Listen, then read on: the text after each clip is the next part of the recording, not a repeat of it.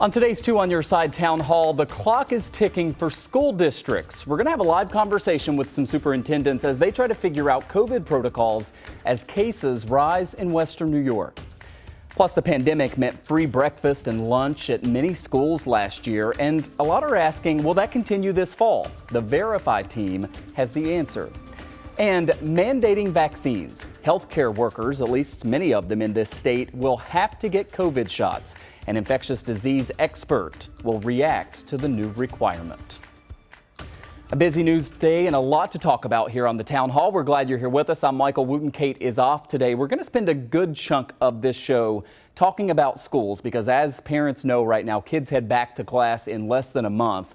And given everything that we've been through, this may be hard to believe, but there are more new daily cases right now than last year at this time, especially among children.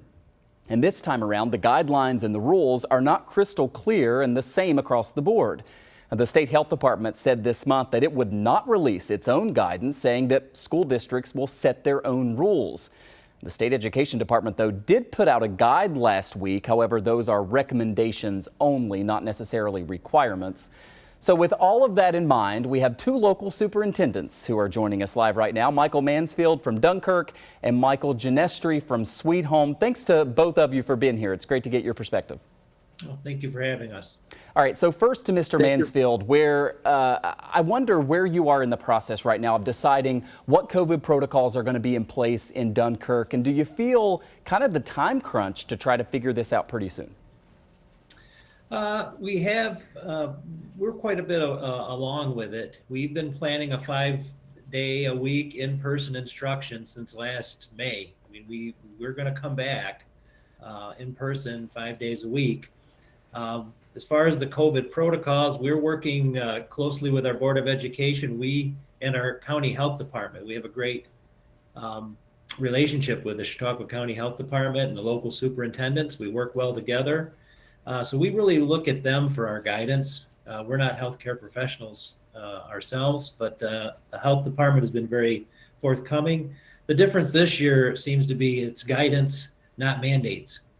And we were kind of used to the mandates coming from New York State, Governor Cuomo, and the New York State Department of Health down through the county. And this year it's now more guidance, but we still are working with the county, our Board of Education, and I agree with them. We wanted to take a slower approach with reacting to the news that we weren't going to have mandates, get the best information we can.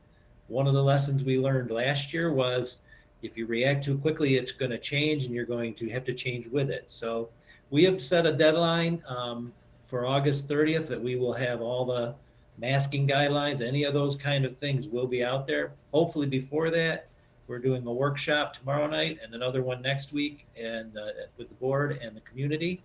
And so I feel good that we'll have the safest guidance possible when we open school. We have three Michaels on the show right now, so I'm going to be sticking with last names. Mr. Ginestri, I want to ask you the same question there, but while acknowledging you're in a bit of a different situation, you took over the Sweet Home District, I'm told, just 2 weeks ago, so you're really diving right into this. What is the latest there? So we're focused on a lot of the same things that Dunkirk is focused on. Before I got here and took over on August 2nd, there were task forces developed in Sweet Home to acknowledge and try to put a reopening plan together. And I think the one thing that came out of that is that it's critical that we have all of our students back for full in-person instruction 5 days a week. And then we're obviously doing that in the safest manner possible. So since I've been here for 2 weeks, we've talked to the board, we've talked to community groups, we've talked to our administrative team over here, and with that focus in mind, 5 day a week in-person instruction in the safest manner possible. And so we're working on the safety protocols now. Last week we held a call with the Erie County Department of Health. They've been they've talked to us about and got input from superintendents in Erie County on what those protocols should be. And we're waiting to hear word back from Erie County right now. We expect that guidance or mandates to come in the next few days. We're going to unpack what the county has to say, present it to our groups, and come up with a plan to get everybody back here in the safest manner possible. And so both of you, it seems like, are pretty close to having all this figured out, but while acknowledging that things could change. And on that note, I mean, you mentioned, Mr. Mansfield, that it's been state guidance, not state mandates. We're wondering if that's going to change based on something that the lieutenant governor told us yesterday when she was here in Western New York. Of course, she's going to be governor in a little over a week. I want you both to listen to this and get your reaction.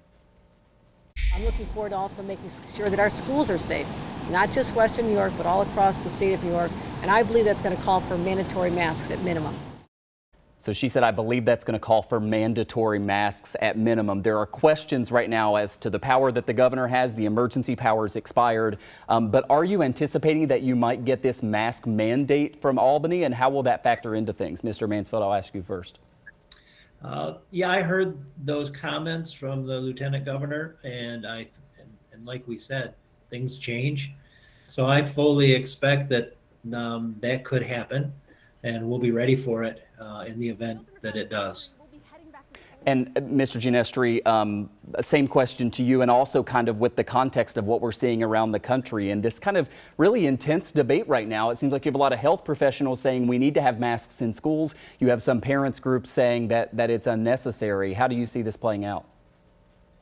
I think I did hear what the lieutenant governor had to say, and if there's one thing that we learned from last year is that we have to be ready to move at a moment's notice, and things can change rapidly with this. So we are planning for all contingencies, and whether it's masks or no masks, we'll be ready to go. But again, I want to reiterate that we are looking at what's the safest way to have everybody back for in-person instruction 5 days a week, because we really feel that our students need to be back in school.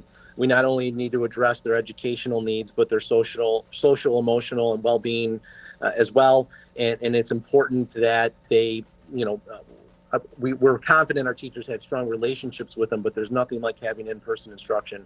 So we'll be ready at a moment's notice, whether it's a mandate or a strong recommendation or guidance, but we're going to be nimble and ready to move to get everybody back.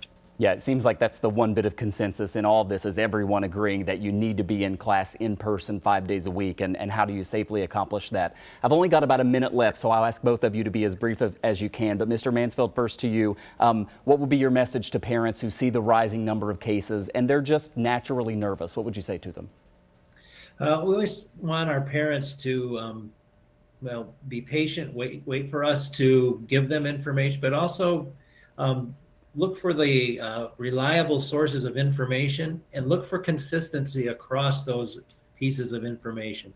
We've been getting so much information over the last year and a half, and some of it's contradictory, and I look for those common threads. And, I hear it constantly: hand washing, masks, and vaccines are the three things that I was just on with the head of OSHI.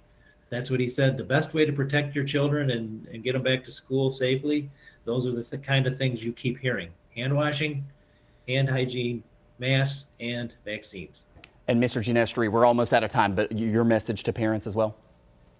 Very similar, and that we are working on this day and night to ensure a safe return for our students, and safety being our priority.